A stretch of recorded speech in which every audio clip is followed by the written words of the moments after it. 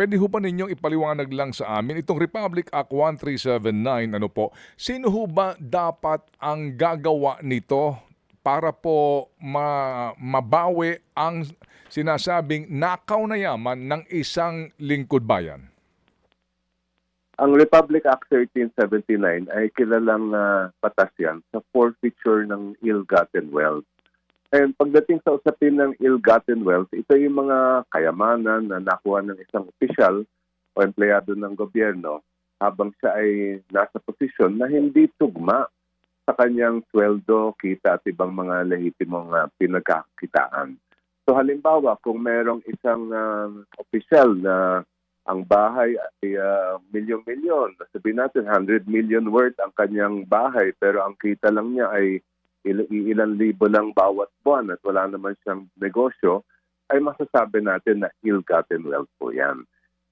Sino ang magpa-file ng kaso para ibalik sa pamahalaan ang perang ninakaw ay ang Solicitor General said ang may kapangyarihan yan.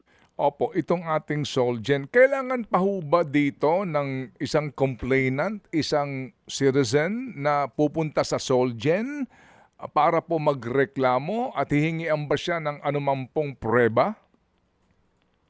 Well, pwede naman gawin ng Solicitor General yan kahit walang nag-file ng reklamo. Pero pwede rin maghain ng kaso ang sino mga mamamayan, taxpayer, para isimulan ang proseso.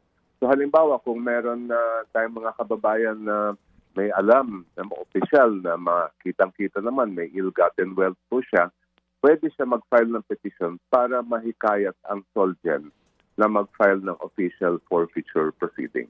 Mga kapatid, brothers and sisters, saan ka pa? Dito na tayo sa totoo.